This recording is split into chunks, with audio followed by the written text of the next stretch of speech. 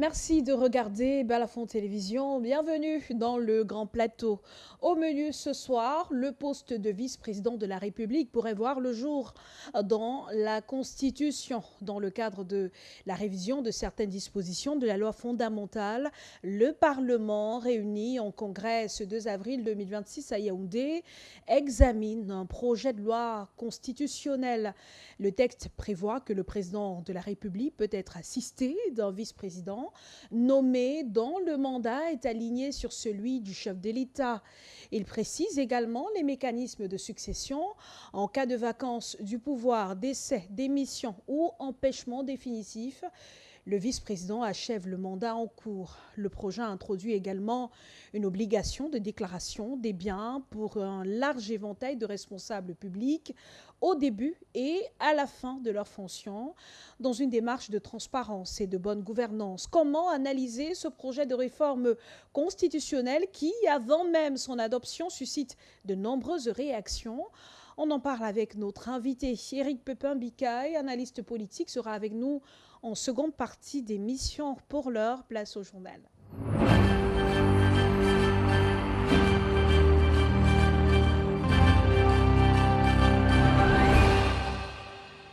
Je vous le disais il y a un instant, bientôt un poste de vice-président de la République dans la Constitution camerounaise. Le Parlement, réuni en congrès ce 2 avril 2026 à Yaoundé, a l'effet de modifier certaines dispositions de la loi fondamentale. Le projet de loi soumis à l'Assemblée nationale prévoit que le président de la République peut être assisté d'un vice-président nommé dont le mandat est aligné sur celui du chef de l'État. Le projet détaille les mécanismes de succession. En cas de vacance du pouvoir, décès, démission ou empêchement définitif, le vice-président est appelé à achever le mandat en cours. Si ce dernier est empêché ou si le poste n'est pas pourvu, l'intérim revient au président du Sénat avec organisation d'une élection présidentielle dans un délai encadré. Le texte précise également que le président conserve le pouvoir de nomination du vice-président, du Premier ministre et des membres du gouvernement, avec possibilité de déléguer certaines compétences. En cas d'empêchement temporaire, des délégations de pouvoir peuvent être accordées au vice-président ou à d'autres membres de l'exécutif. Par ailleurs, la réforme encadre la possibilité, la responsabilité des dirigeants publics. La Haute Cour de justice verrait son champ de compétences étendu au vice-président, aux membres du gouvernement et à certains hauts responsables en cas d'infraction grave liée à leur fonction. Le projet introduit aussi une obligation de déclaration des biens pour un large éventail de responsables publics au début et à la fin de leur fonction, dans une optique de transparence. Nous y reviendrons en seconde partie de cette émission. Encore un moment historique dans la vie politique du Cameroun, la convocation de la représentation nationale pour décider du sort de la vie du pays, toute chose qui renvoie à une modification de la loi fondamentale. Rappel historique avec Emmanuel Coco. Moment historique. C'est la toute première fois depuis l'avènement du Sénat que le Congrès du Parlement s'est réuni selon l'article 14, alinéa 4 de la Constitution, qui donne la possibilité au président de la République de convoquer les deux chambres du Parlement. Mais il faut souligner dans l'histoire du Cameroun que la révision de la Constitution s'est déroulée de deux façons. De façon référendaire, comme le 21 février 1960, où le Cameroun se dotait de sa première constitution, promulguée le 4 mars 1960. C'est cette constitution qui a posé les bases du régime présidentiel de Amadou Ahidjo à l'époque. Toujours par voie référendaire, la constitution du 1er septembre 1961 a permis d'asseoir l'État fédéral du Cameroun après la réunification. 10 ans après, un référendum de mai 1972 va consacrer la République unie du Cameroun à travers la constitution du 2 juin 1972. Ça reste les seules voies référendaires qui ont débouché sur la modification de la constitution. Le reste, c'est le Parlement aux 2/3 qui devrait décider du sort de la loi fondamentale, comme c'est le cas actuellement au Palais des Congrès. Le Cameroun a fait recours à la voie parlementaire déjà en 1984-1992 avec comme conséquence la Constitution révisée du 18 janvier 1996. En 2008, la loi fondamentale sera retouchée pour faire sauter le verrou de la limitation des mandats présidentiels. Un fait à remarquer, le Cameroun a toujours fait recours à la voie parlementaire pour modifier la constitution au lendemain des crises sociopolitiques comme en 1996 suite à la tripartite, en 2008 après ce qu'on a appelé des émeutes de la faim et en 2026 au lendemain de la crise post-électorale de 2025 qui reste latente. Deux événements se préparent actuellement au Cameroun, l'arrivée du pape Léon XIV et la célébration du 20 mai. Deux rendez-vous et un double enjeu sécuritaire pour le pays entre la visite du souverain pontife et la célébration du 20 mai. Les autorités veulent éviter tout faux pas dans un contexte international tendu. À Yaoundé, le ministre de la Défense a réuni ce jeudi les responsables des forces de défense et de sécurité pour renforcer le dispositif. Le point avec Sébastien Oyébé. Dans un contexte international tendu, marqué par le conflit russo-ukrainien et l'espace Moyen-Orient, le Cameroun fait face à des défis sécuritaires et économiques majeurs. L'attention se concentre désormais sur deux échéances clés. La première, la visite de sa sainteté le pape Léon XIV, prévue du 15 au 18 avril 2026 à Yaoundé, Douala et Bamenda. L'étape de Bamenda, prévue le jeudi 16 avril 2026, méritera une attention toute particulière. Nos forces devront garantir à Bamenda, mais également à Douala et Yaoundé, un bon déroulement serein, parfaitement sécurisé de la visite du Saint-Père au Cameroun.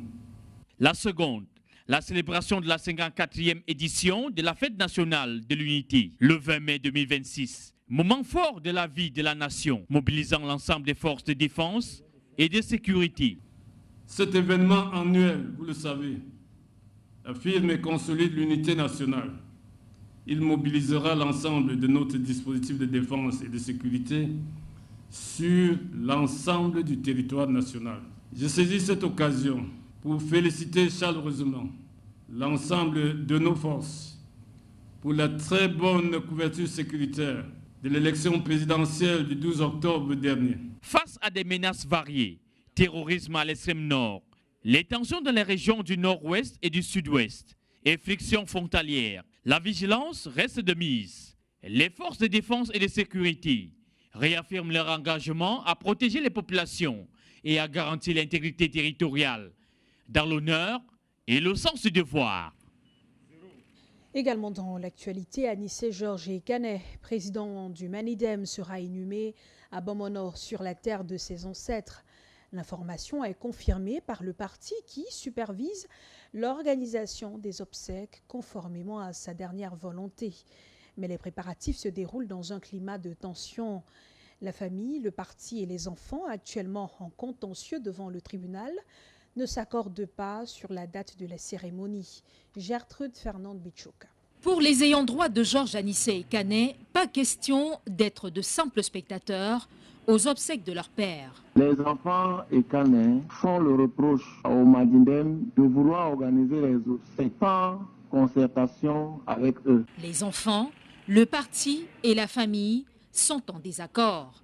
Au cœur du conflit, l'arrêt d'une date pour les obsèques qui arrangeraient chacun. Le jour qui a été fixé pour l'enterrement ou l'inhumation, ce jour-là même, ils ne sont pas là parce qu'ils résident à l'étranger. Quand personne décède et que des gens résident à l'étranger, il faudrait bien leur permettre de venir pour assister aux obsèques. Au siège du Manidem, l'ambiance est empreinte de nostalgie. Marianne, la sœur du défunt, relate les derniers souvenirs avec son frère. Pour elle, ce qui se passe est inacceptable. Il ne se passait pas un jour sans que Anissé et moi, nous parlions au téléphone. Parce que la politique était la vie d'Anissé. Donc je vis ça très très mal, très difficilement.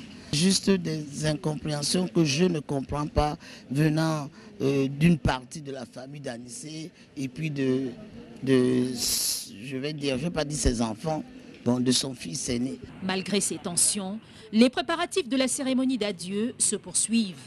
Un hommage sera rendu à Anissé Ekane, même si la date reste ambiguë, le lieu, lui, est connu. Notre président a dit à tous ceux qui aimaient l'entendre qu'il va être enterré à Baleng, aux côtés de son idole Ernest Wandji.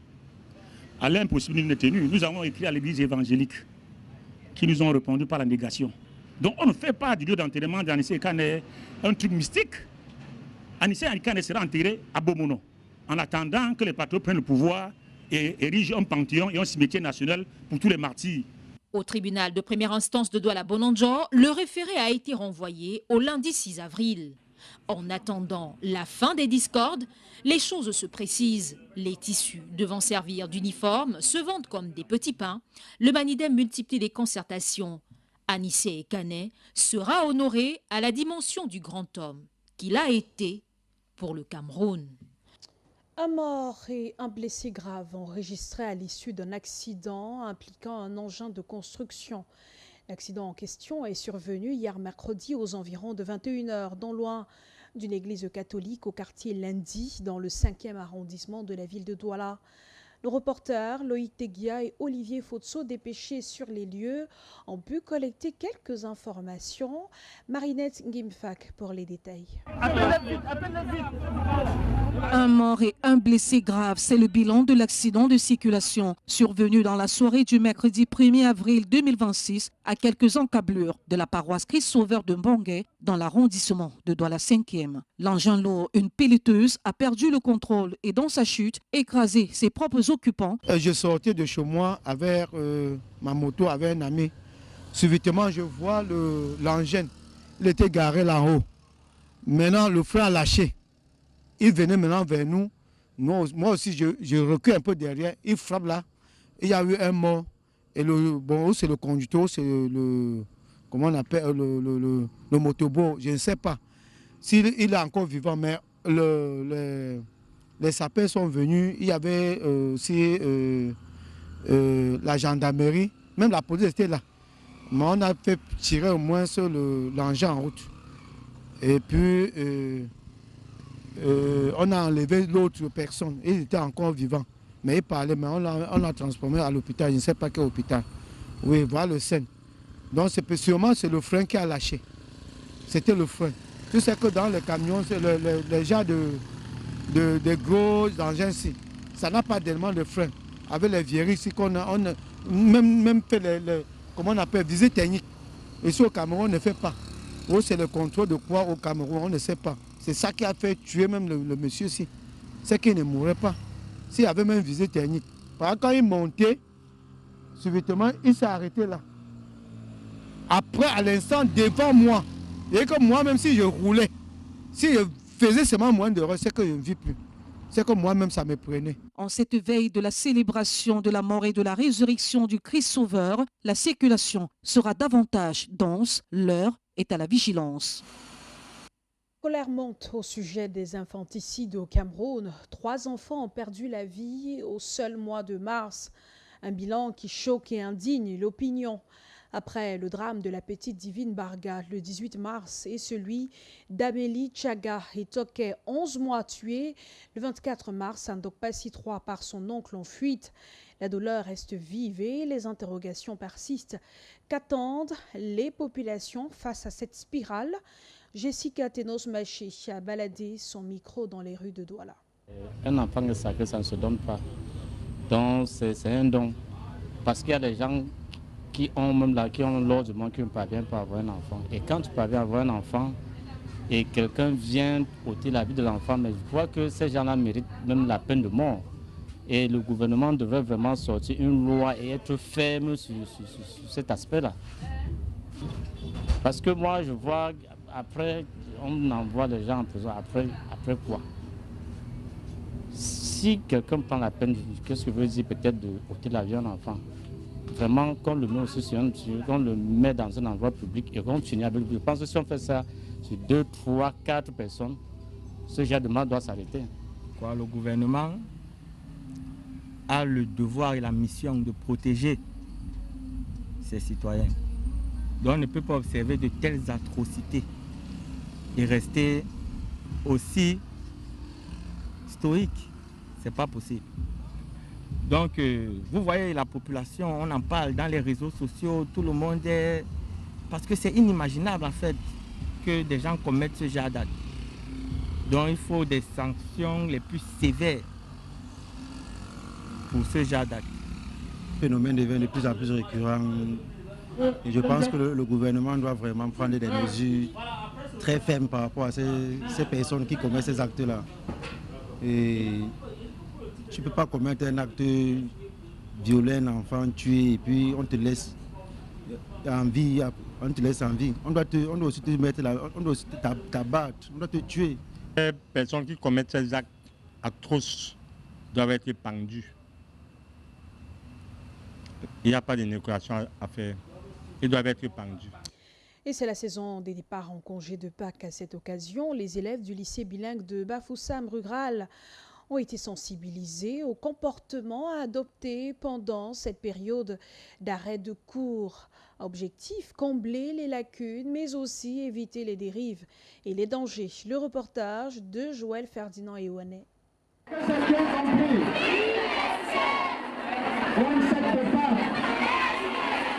Éviter la drogue et la mauvaise compagnie pendant les congés de Pâques. C'est le principal conseil adressé aux élèves du lycée bilingue de Bafoussam rural lors du rassemblement de fin du deuxième trimestre tenu ce jour. Objectif, aborder le troisième trimestre en forme et avec de meilleures bases. Tout passe par l'organisation personnelle. Celui-là qui veut à tout prix réussir devra mettre à profit les 2 semaines de congé. Il sera donc question pour eux de s'organiser, avoir un planning pour les 2 semaines. Ils devront fonctionner tout en sachant que bien qu'on ne viendra pas à l'école tout le temps, nous devons continuer de fonctionner comme si nous allions à l'école. Pour leur sécurité, elle leur recommande également de limiter les sorties dans un contexte jugé préoccupant. Ces petits de 6e où nous leur avons dit qu'il vaudrait mieux, pendant ces congés, rester à la maison. Pourquoi?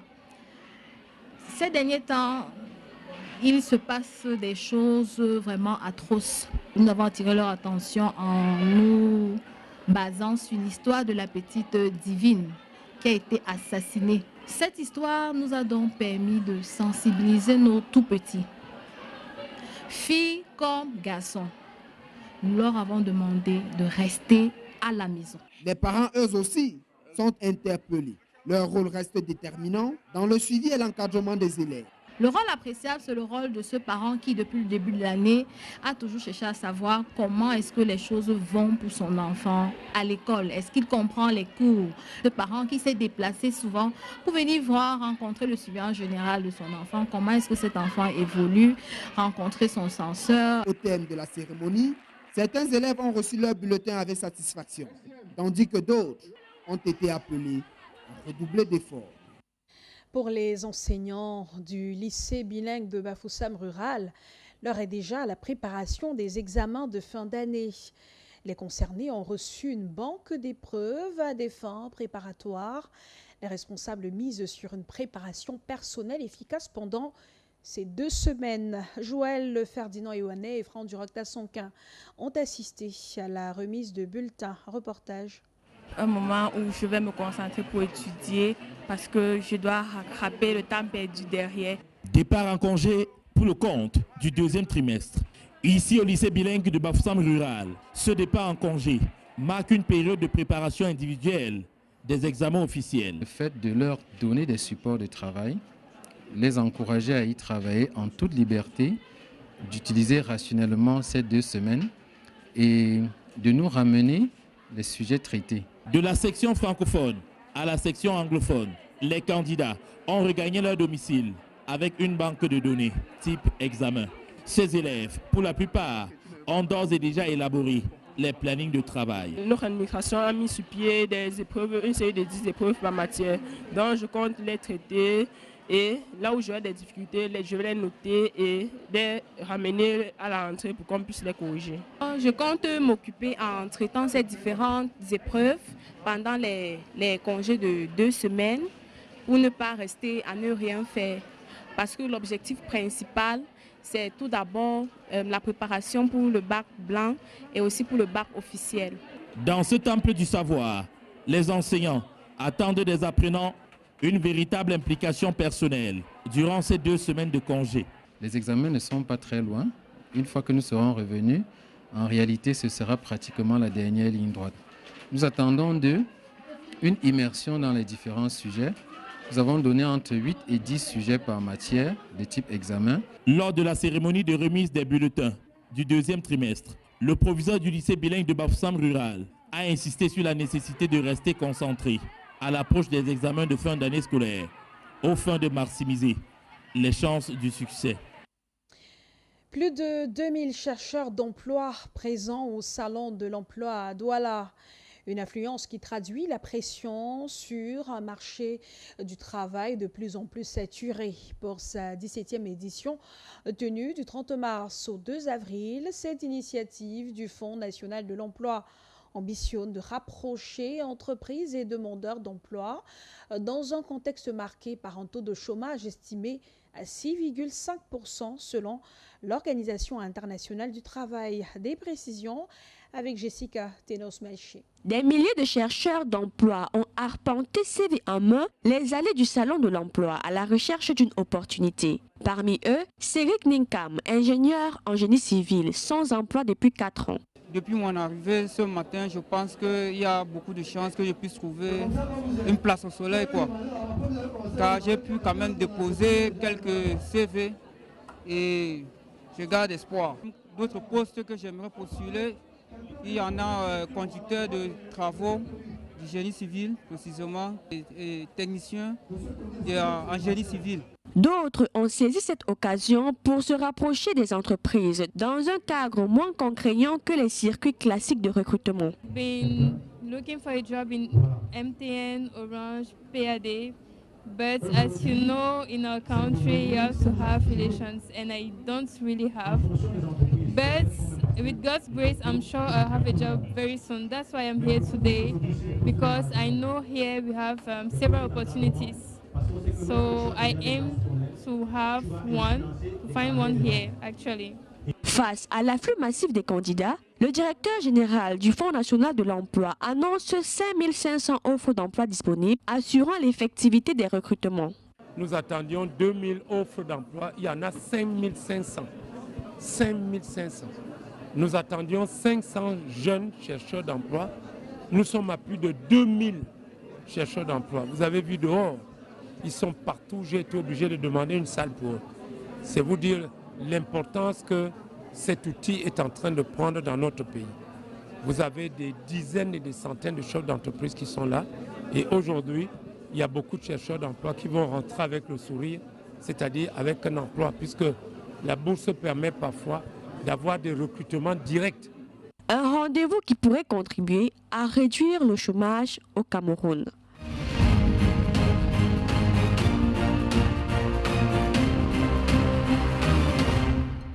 Bienvenue dans la deuxième partie du Grand Plateau. Les députés et sénateurs examinent le projet de loi de création d'un poste de vice-président de la République. En cas d'adoption, Paul Biya aura désormais son futur successeur sur papier en attendant sa désignation. Sans aucun doute, le texte sera adopté à la majorité obèse des élus RDPC du Parlement. Question, qu'est-ce qui va fondamentalement changer? Pour quelle plus-value institutionnelle et démocratique? La lecture de Jean-Paul Chouniette. Ce qui était hier top secret dans le salon feutré de Yaoundé et murmure au sein de l'opinion nationale s'est transformé en vérité avec le projet de loi créant un poste de vice-président de la République du Cameroun.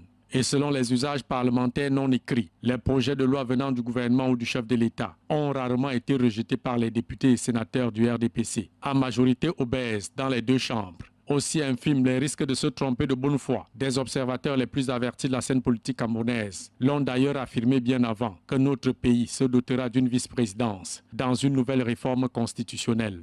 C'est donc presque certain. Paul Biya aura bientôt un dauphin sur le papier pour le remplacer, en attendant qu'il désigne le repromu. Mais au fond, ce texte, une fois adopté et promulgué par le chef de l'État, fera désormais office de loi, réorganisant la technostructure institutionnelle de notre pays. à la différence de la Constitution du 2 juin 1972, qui avait supprimé le poste de vice-président pour créer celui de Premier ministre en 1975. La proposition de révision constitutionnelle de 2026 nous mènera certes 54 ans en arrière, mais conservant conjointement ces deux hautes fonctions. Fort original, avec un trou plein de fonctions dans sa configuration actuelle. Qu'est-ce qui va fondamentalement changer? Pour quelle plus-value institutionnelle et surtout démocratique? Si hier des constitutionnalistes indexaient l'incapacité physique et morale du président du Sénat, Marcel Niane Difendi, 91 ans, à pouvoir remplacer Paul Biya, 93 ans, en cas de vacances, son successeur pouvait bien faire l'affaire en cas d'indisponibilité du président de la République. Mais cette option de prendre un élu pour une succession intérimaire est presque déjà abandonnée au profit d'un vice-président de la République qui ne sera pas un élu, mais nommé pour occuper le siège de deuxième personnalité du pays. Sur cette formule du père du renouveau, deux lectures se dégagent. Premier cas de figure, Paul Biya pourrait se choisir comme futur successeur, un compatriote ressortissant du nord-ouest et du sud-ouest, deux régions en crise depuis 2016, pour des revendications sociopolitiques dont certains ont pris les armes pour exiger la sécession du Cameroun en créant la République virtuelle de l'Ambazonie, un anglophone partageant le palais de l'unité avec Paul Biya. Cela pourrait marquer un pas déterminant vers une sortie complète d'une crise qui a déjà fait plus de 4000 morts. 800 000 déplacés internes, près de 70 000 réfugiés et deux régions économiquement dévastées. Deuxième cas de figure enfin, Paul Biya dans son choix pourrait aussi faire comme son voisin de la Guinée équatoriale, nommer son fils Franck-Emmanuel Biya ou un autre de ses proches. Voilà qui mettrait fin aux guerres entre différents clans pour le contrôle du pouvoir, une fois la page de l'homme du 6 novembre 82 tournée. Ainsi, c'est tout l'enjeu de la succession de Paul Biya qui se joue sur plusieurs facettes masquées dans cette révision constitutionnelle sur la table des élus des deux chambres du Parlement. Bienvenue à notre invité qui nous a rejoint à l'instant, Eric Pépin-Biquet, analyste politique. Bonsoir. Bonsoir Claude, bonsoir mes téléspectateurs. On en sait un peu plus sur le projet de loi portant modification de la Constitution camerounaise. Même s'il n'a pas encore été adopté, on a plus ou moins les détails concernant justement ce document. Quelle est la véritable motivation de l'introduction du poste de vice-président de la République dans ce texte? Parce que c'est la principale information à retenir à l'issue du congrès de l'Assemblée nationale de ce jour. Je pense que cela ne saurait être une surprise. Depuis plusieurs semaines maintenant, voire plusieurs mois, longtemps même avant la tenue de la dernière présidentielle, il se supputait entre les différents couloirs de la diplomatie et des politiques camerounaises qu'il y a une nécessité forcément de pouvoir modifier la Constitution avec la création d'un poste de vice-président. Et on a tous célébré, les hommes de médias avec, le 18 janvier 2026, les 30 ans de la Constitution du 16 janvier 1996. Et il urgeait selon moi, le 18 janvier, tant pour moi, il urgeait selon moi qu'un certain nombre d'articles soient modifiés à l'intérieur de cette Constitution, parce que je le disais lors de notre dernier entretien sur ce plateau, que cette Constitution de 1996 a usé le président, parce qu'il s'est révélé comme étant l'omnipotent, l'homme à tout faire, l'arbitre forcément de la vie de la nation. Il ne faut pas oublier de dire que nous avons à peu près 30 millions d'habitants sur une superficie de 475 442 km².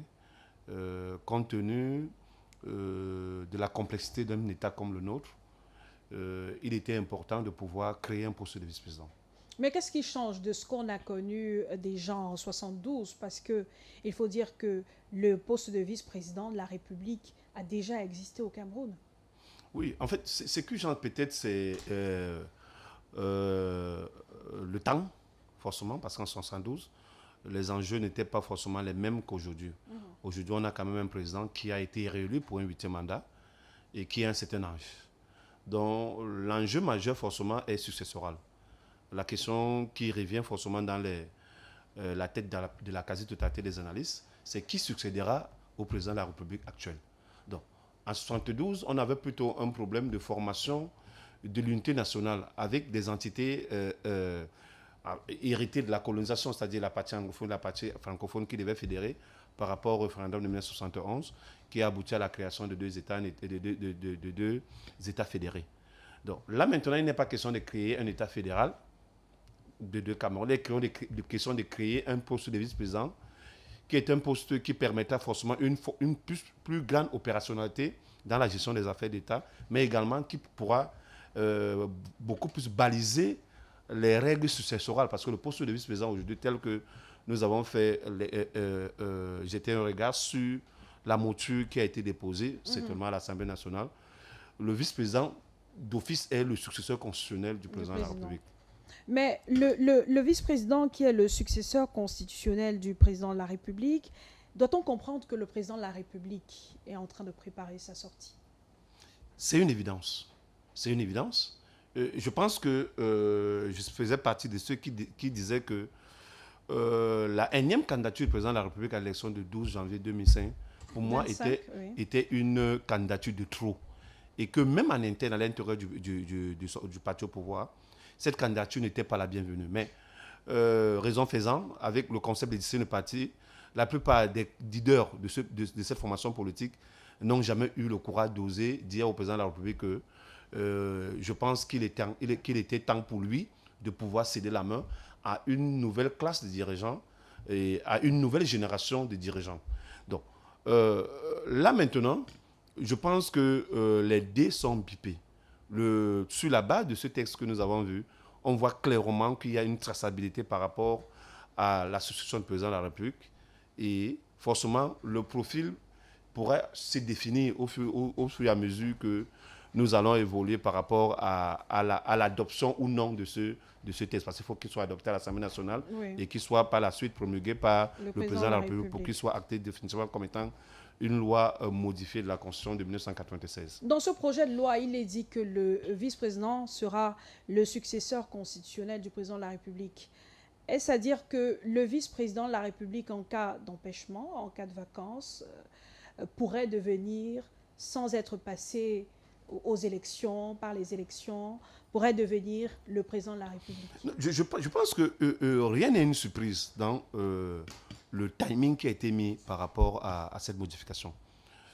Lors du discours du 6 novembre 2027, 2025, autant pour moi, le président de la République a fixé le cap en annonçant solennellement une quelconque modification constitutionnelle pour adapter nos lois, en fait, pour faire des réformes de nature à ce que nos lois soient adaptées à notre environnement politique. Le président de la République a choisi une voie, la voie parlementaire. Et ce n'est pas un choix au hasard. C'est un choix qui est forcément tributaire du fait que le Parlement, que ce soit la Chambre haute ou la Chambre basse, est entièrement détenu, en fait, dominé par le parti au pouvoir. Donc, il ne prendrait pas de risque de pouvoir faire un autre choix que celui du Parlement. Maintenant, ce choix lui confère forcément une assurance de pouvoir clairement baliser le chemin de la succession qu'il entrevoit sans toutefois avoir une entrave. Il ne faut pas l'oublier, parce qu'il y a un autre débat, c'est que le même Parlement n'a pas été renouvelé. Donc, le président, forcément, il sort d'une élection qui a été tellement contestée, du moins concurrencée, et s'il renouvelle le Parlement, mais il risque de ne pas peut-être faire passer cette loi. Donc, forcément, nous sommes dans des schémas beaucoup plus géostratégiques et davantage politiques. Donc, c'est ce qui pourrait justifier, entre autres, la prorogation du mandat des députés au 20 décembre prochain et la proposition de prorogation également, non, de levée du verrou concernant la prorogation du mandat des conseillers municipaux. C'est une lecture qui est loin d'être fausse, étant donné qu'il faut toujours continuer à avoir une mainmise sur le Parlement et qui est l'organe qui légifère sur les différentes articulations de notre Constitution. Et le président sait très bien que sur la base des élections de 2018, il a perdu pratiquement dans 3 des 4 plus grandes villes du pays et dans 3 des 4 plus grandes régions du pays. Donc, il ne saurait forcément manœuvrer en dehors de ce cadre qu'est le Parlement, qui est avec des 2 chambres que son parti, lui, maîtrise de fond en comble entièrement.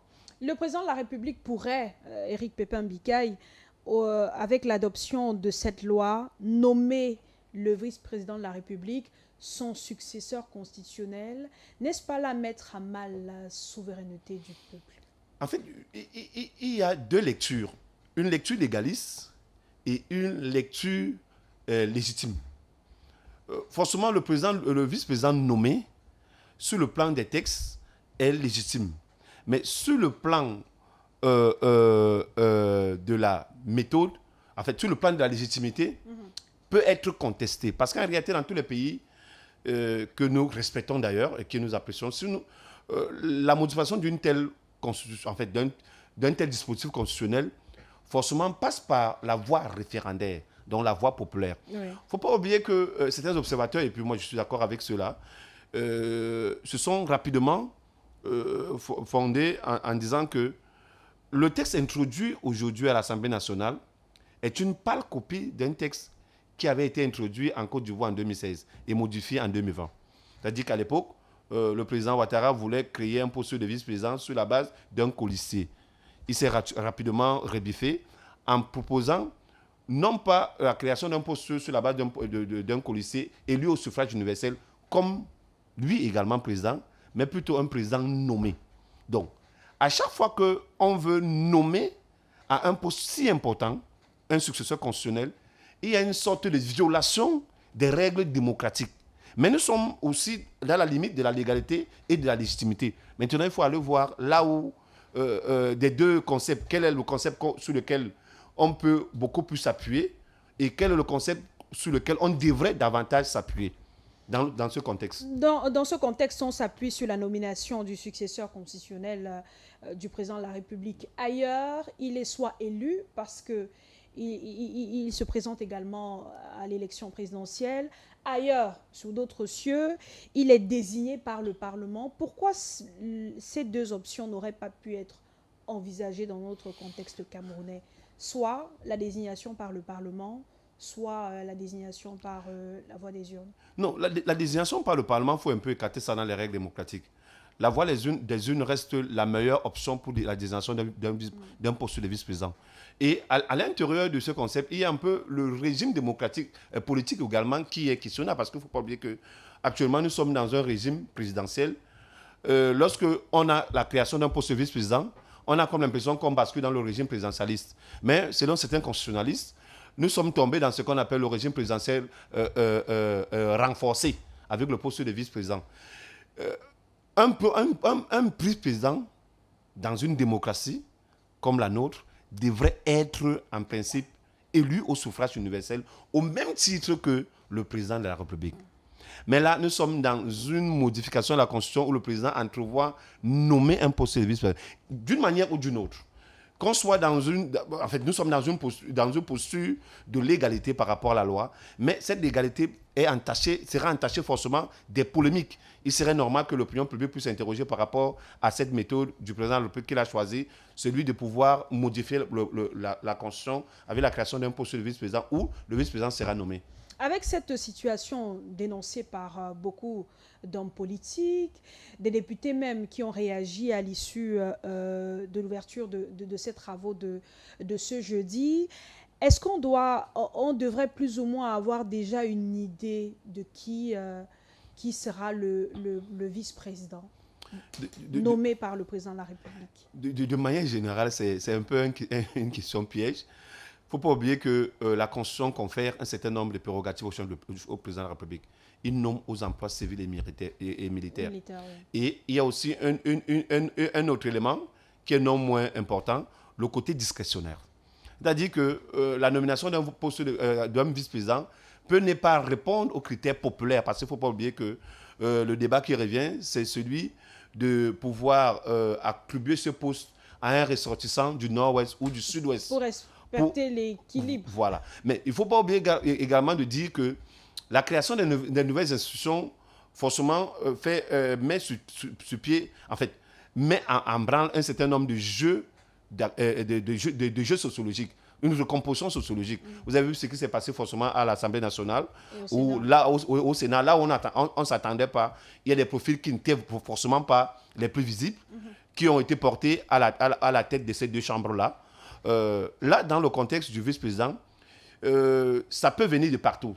Ça peut être ne pas respecter cette logique qui est traditionnelle de représentativité tenant compte de la composition linguistique du Cameroun, mais ça peut aussi être des visées dans l'optique de prolongement du règne du président de la République. Et là, il ne faut pas résigner sur le fait que le président peut nommer à ce poste tous les citoyens camerounais qui forcément ne seraient pas des citoyens anglophones, mais qui forcément pourraient être des citoyens camerounais. Mais quel pourrait être le bon choix pour le président de la République? Ou bien le choix qui calmerait peut-être les tensions? Rappelons le contexte actuel du pays avec ces crises qu'on vit depuis des années, notamment la crise anglophone qui est à sa 10e année. Ne l'oublions pas, dans cette modification de la Constitution, il y a un poste important qui ne disparaît pas. Celui du Premier ministre qui reste chef du gouvernement. Oui. Et sur la base du texte que j'ai lu cet après-midi, le Premier ministre reste toujours co-gestionnaire du pouvoir exécutif avec le président de la République. Le poste de vice-président qui est créé, le vice-président supplie au président de la République sur des fonctions, en fait, sur des prérogatives attribuées par le même président de la République. Donc, je ne suis pas de ceux qui pensent que le président va faire la volonté des analystes que nous sommes. Je pense que ça sera une surprise et ça risque d'être une surprise de nature à ce que les voix s'élèvent et puis les opinions puissent continuer à être assez divergentes sur ce choix-là.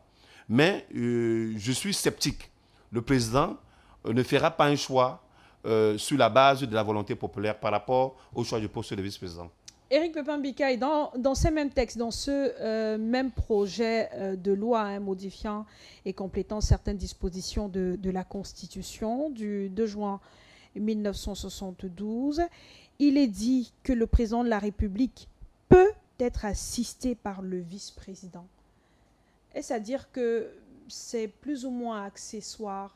La présence du vice-président n'est pas capitale? Oui. Et ce n'est pas un hasard. L'expression « peut » n'est pas forcément...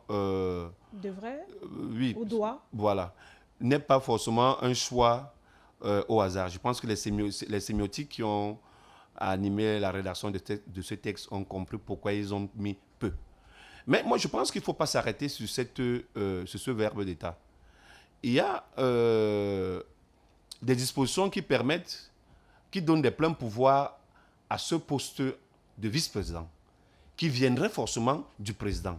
Donc, c'est un poste, comme d'autres postes, le président nomme à toutes les fonctions civiles et militaires, y compris son vice-président à qui il attribue un certain nombre de charges. Donc, peut assister le président au cas où le président ne peut pas être capable peut-être d'assistance à un certain nombre de cérémonies, notamment peut-être, je prends n'importe quoi, je prends n'importe quel exemple là, la finale de la Coupe du Cameroun. Il ne faut pas oublier que ça fait plusieurs éditions maintenant qu'il ne peut plus être capable d'assister. Donc là, le vice-président peut assister, mais il y a également d'autres fonctions représentatives, en fait, d'autres obligations du président de la République qui peuvent être forcément attribuées au vice-président. Je pense que là, c'est beaucoup plus pour la bonne fonctionnalité des institutions de l'État. Mais peu, c'est une possibilité. Est-ce que ça ne fait, cet aspect-là du texte ne fait pas du vice-président de la République un figurant?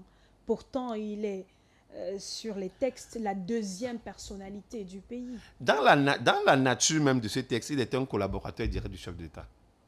Puisqu'il est nommé par le chef d'État. Mais puisqu'il n'agit que lorsque le président n'est pas disponible. Voilà. Or, que fait-il après? Bon, avant l'indisponibilité non, le vice-président reste à la disposition du président de la République, dans l'esprit de cette modification. Alors il est figurant?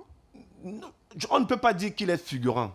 Mais il permet au moins de régler un certain nombre de problèmes. Parce qu'en réalité, je vous ai toujours dit qu'il y a le problème de la délégation permanente à la signature du président de la République qui cause problème dans l'organigramme administratif actuel. Donc, techniquement, ce problème est réglé avec la création du poste de vice-président. Et, on le précise, il peut de manière expresse être signataire des attributions que lui confère le président de la République dans un contexte ou dans un autre. Donc, il reste un collaborateur direct du président de la République au service du président de la République pour les intérêts de l'État du Cameroun. Dans un pays où on a le vice-président, on a déjà le secrétaire général à la présidence de la République, on a le Premier ministère, on a l'Assemblée nationale, on a le Sénat. À quoi pourrait ressembler tout cela? Est-ce que les uns et les autres ne vont pas à un moment donné se marcher dessus? Non, moi, mon premier commentaire quand j'ai lu ces textes aujourd'hui, je me suis dit que c'est un mimétisme qui forcément ne va pas réduire les batailles au sommet de l'État. Parce qu'il ne faut pas oublier de le dire, l'objectif pour le président de la République, pour moi, était de pouvoir dégraisser tout autour de son environnement dans un premier temps, mais également de dégraisser au niveau des institutions qui encadrent l'État. Moi, je fais partie de ceux qui pensent que le Sénat, pour moi, ne sert à rien dans une administration comme celle du Cameroun. On aurait pu fermer cette chambre, créer une chambre basse avec peut-être plus de 500 représentants, permettant à ce Parlement-là d'être plus à même de pouvoir contrôler l'action gouvernementale. Parce qu'il ne faut pas oublier de le dire, dans un tel régime, le Parlement joue le rôle d'une chambre d'enregistrement. Parce que tous les pouvoirs en réalité sont conférés à l'exécutif. Bon. Maintenant, on a un poste de président de la République, de vice-président, de premier ministre, on a le Sénat, on a l'Assemblée nationale. Donc, forcément, on multiplie les institutions qui, pour ma part, vont se chevaucher au niveau des compétences, donc qui vont générer forcément des conflits. Et nous sommes dans cette situation d'impasse où les conflits ne s'arrêtent pas. Vous avez vu la dernière fois le conflit entre le ministre et la ministre de l'Habitat et le maire de la ville. Donc, voilà. Ce sont des conflits qui naissent parce qu'au niveau de la prise de décision, il y a des institutions qui s'enchaînent et qui se succèdent. Et chacun, dans sa posture, voudrait que sa souveraineté en termes de prise de décision soit respectée. Donc, pour moi, si le président de la République veut créer un poste de vice-président, forcément, il doit sacrifier un certain nombre d'institutions, comme le Premier ministère, comme le Sénat. Alors, dans le texte, il est dit en cas d'empêchement temporaire, le président de la République peut accorder des délégations de pouvoir au vice-président ou à d'autres membres de l'exécutif. Il se pose depuis un moment déjà ce problème, vous l'avez dit, de délégation de signature, délégation de pouvoir, entre autres. Il y a le secrétaire général de la présidence de la République, il y aura le vice-président de la République. Comment ça va se passer? Ça veut dire que ça ne règle forcément pas le problème, forcément sur la base de la délégation des pouvoirs. Parce que là, de manière arbitraire, le président de la République peut décider de déléguer ses pouvoirs à n'importe quel membre du gouvernement, autre que son vice-président. Or, d'un autre côté, le vice-président, son arrivée est salutaire parce qu'il vient supplier au poste du président de la République. Donc, si ce vice-président n'est pas suffisamment puissant, les conflits ne vont pas s'arrêter. Donc, le président de la République pourra déléguer ses pouvoirs au secrétariat général de la présidence en laissant son vice-président, qui forcément est sur le plan des textes, est son succession constitutionnelle. Oui. Donc, pour moi, c'est une vice de forme. Et ce n'est pas un hasard si cette disposition a été bien mentionnée que le président de la République reste le délégataire, en fait, reste celui qui détient tous les pouvoirs de l'État et peut les transférer à qui il veut. Pas à qui, pas à la personnalité dont le protocole lui conférait forcément ces privilèges. Mais à qui il veut. À qui il veut. Alors, pour le cas de la désignation des présidents de l'Assemblée nationale et du Sénat, on a observé un mouvement au sein du RDPC. Depuis la circulation du contenu de ce projet de loi de finances, beaucoup se disent ou beaucoup pensent que le vice-président pourrait venir de là. Est-ce qu'on peut tenir compte de cette approche? Que le vice-président viendrait du parti au pouvoir? Oui. Mais évidemment, le parti au pouvoir a la majorité obèse, que ce soit au niveau de la chambre haute ou de la chambre basse. Au niveau du gouvernement, malgré le fait que le RDPC aujourd'hui s'est inscrit depuis pratiquement 1997 dans ce qu'on appelle une sorte de majorité présidentielle, avec un certain nombre de partis politiques tels que l'UNDP ou le FNC d'Issa Chiroma. Mais aujourd'hui, cette majorité présidentielle a volé en éclat et on attend la prochaine reconfiguration. Mais le RDPC va tenter de garder la main. Et garder la main, c'est avoir le contrôle sur les institutions les plus importantes, dont celui du poste de vice-président. On ne saurait avoir un vice-président qui ne soit pas au moins ce militant de base du Rassemblement démocratique du peuple camerounais. Ce sera incompréhensible. Cette loi, si elle est adoptée, va être appliquée avant la fin du mandat du président de la République. Le président qui a été réélu en 2025, dont le mandat va s'achever en 2032, on connaît tous son âge. Est-ce que le président de la République, d'une manière ou d'une autre, ou bien le gouvernement d'une manière ou d'une autre, est en train de nous dire que le président ne va pas achever son mandat, compte tenu peut-être de son âge ou de son état de santé? De toutes les façons, désormais, le président est un colistier administratif. C'est le vice-président. On est encore dans les supputations, le texte n'a pas été adopté. On est encore dans les analyses. Si cela est fait et promulgué, le président aura un collaborateur administratif qui a tous les pleins pouvoirs, en fait, qui pourrait avoir tous les pleins pouvoirs. Le texte précise très bien que en cas d'empêchement, de vacances et tout ce qui va avec, le vice-président achève le mandat du président. C'est-à-dire il n'est pas nommé et il n'est pas élu, il est nommé, mais il achève le mandat du président de la République. Et par la suite, on organise des élections. Voilà, et par la suite, on organise des élections auxquelles il peut être candidat. Parce qu'en réalité, dans ce texte, c'est le président du Sénat, s'il assurait l'intérim, c'est lui qui ne pourrait pas être candidat. Tout est balisé. Et je pense que nous sommes loin d'être dans une chorale avec les enfants de chœur. Les règles de succession sont en train d'être mises en place de manière progressive, de manière continue, mais davantage de manière consensuelle parce que ça passe par le Parlement. Et ce Parlement est dominé par le Rassemblement démocratique du peuple camerounais, qui est le parti du président de la République. Le vice-président de la République, Éric Pépin-Bikaï, on est toujours en train d'analyser, essayer de comprendre ce projet de loi. Le vice-président de la République va assurer l'intérim en cas de vacances, en cas d'empêchement du président de la République. En cas d'empêchement du vice-président de la République, c'est le président du Sénat qui va assurer l'intérim. Tout, forcément, va tourner autour du président de la République. Est-ce que, en quelque sorte, le président est en train de tout verrouiller? Non. Je suis de ceux qui pensent que le président ne verrouille pas tout maintenant. Le président a tout verrouillé à partir de la Constitution de 1996. Et c'est cette Constitution de 1996 qui est en train d'être modifiée. Parce que ce n'est pas une nouvelle Constitution qui a été rédigée. On modifie tout simplement un certain nombre d'articles et d'alinéas permettant de baliser un certain nombre, le chemin à un certain nombre de personnalités ou alors de créer un certain nombre d'institutions de nature à ce qu'il y ait une continuité. Ça, c'est loin d'être un secret de polichinelle. Et si le président de la République a quelque chose, a une maîtrise dans la gestion des affaires au Cameroun, c'est cette capacité à travailler sur des textes, mais davantage à les verrouiller à son propre compte. Et là, rien ne nous surprend. Le projet de loi, on va sortir par là, portant modification de certains aspects de la Constitution, introduit également une obligation de déclaration des biens pour un large éventail de responsables publics. Est-ce que ça vient résoudre le problème de la lutte contre la corruption au Cameroun?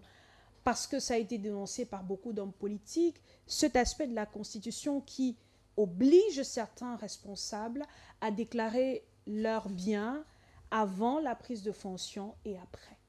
Non, je pense que cette modification a été retardée.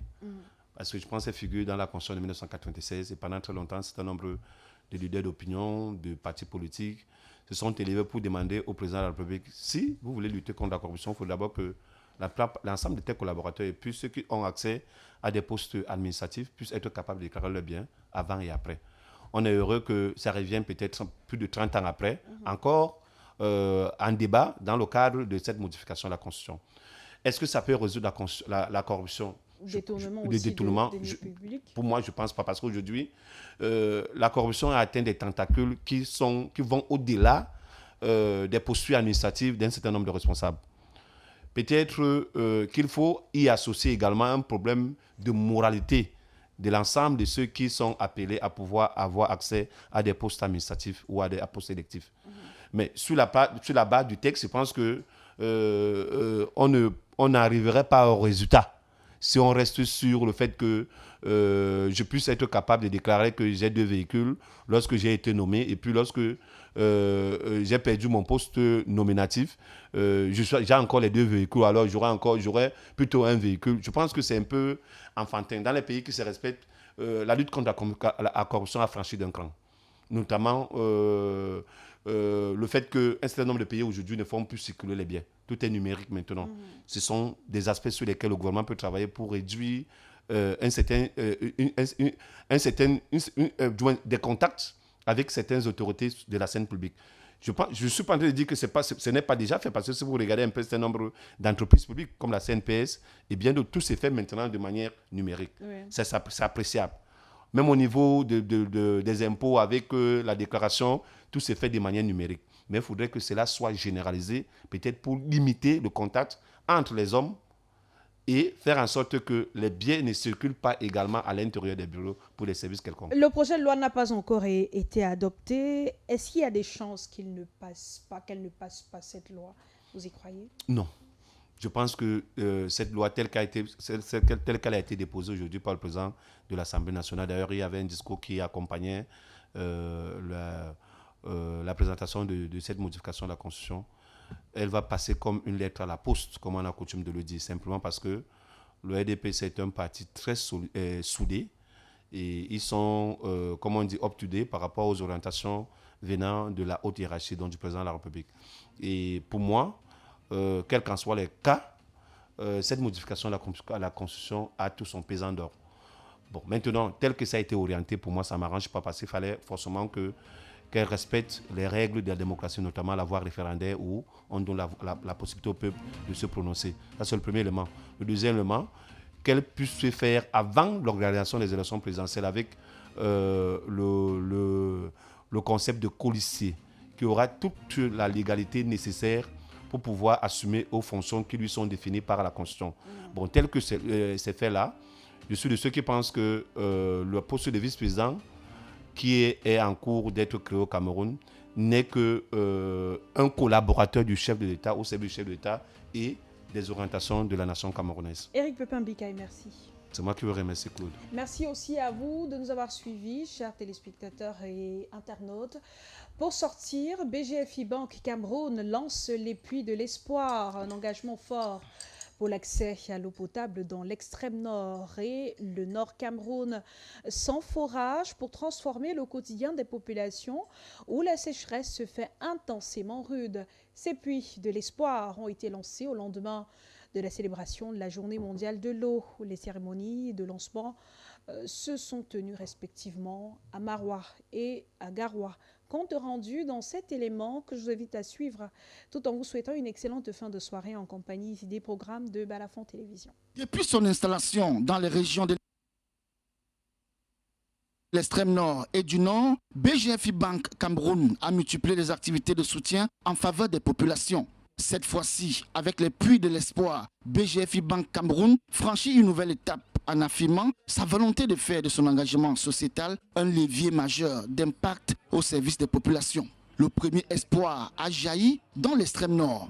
50 forages pour ces populations. L'idée étant d'améliorer l'accès à l'eau potable pour des milliers de personnes et limiter les longues distances parcourues, en particulier par les femmes et les enfants. Depuis notre installation, il y a 15 ans justement, nous sommes présents pour améliorer les conditions de vie des populations qui nous accueillent. Parce que nous estimons que la première vertu que nous avons, c'est le partage. Plus nous gagnons, plus nous devons partager.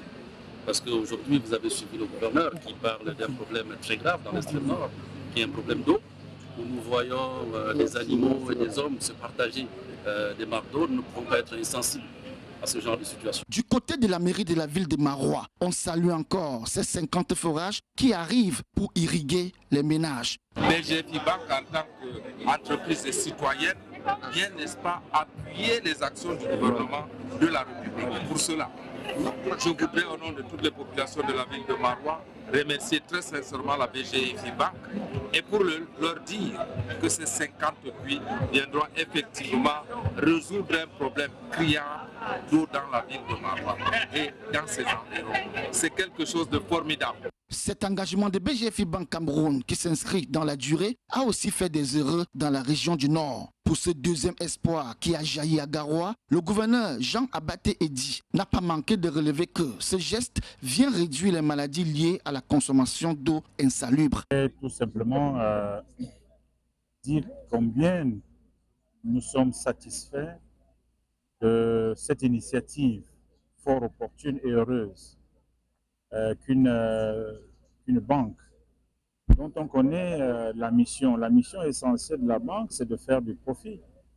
Ce n'est pas de la philanthropie. Mais lorsqu'une banque, société qui a une vision humaniste, pose un tel geste, pour nous, c'est très important. Et nous sommes en zone sahélienne. Je ne peux que saluer cette belle initiative. Lancé au lendemain de la célébration de la Journée mondiale de l'eau, ce projet s'inscrit pleinement dans les priorités en matière d'accès à l'eau et au développement durable. S'inscrit donc dans ce sillage-là. Nous avons commencé par Maroua hier. Nous sommes ici à Garoua. Vous avez vu, nous sommes sur 42 degrés à l'ombre. Ce n'est pas évident pour les populations, sur ces conditions-là, d'aller chercher de l'eau à des kilomètres. Les populations délaissent l'école, délaissent des activités génératrices de revenus pour aller chercher de l'eau. Donc nous souhaitons, aux côtés des pouvoirs publics, soulager ces populations-là pour qu'elles puissent se consacrer uniquement à des opérations qui puissent améliorer considérablement leurs conditions. Très enthousiasmé, le premier magistrat de la ville de Garoua, Goura Baladi, voit en ce projet de Puits de l'Espoir une aubaine pour améliorer durablement les conditions des populations. Je voudrais donc, au nom de l'ensemble de mes pères, mères, au nom de l'ensemble des populations de la ville de Garoua particulièrement et de la région du Nord en général, adresser nos vifs et chaleureux remerciements à la BGFI Banque.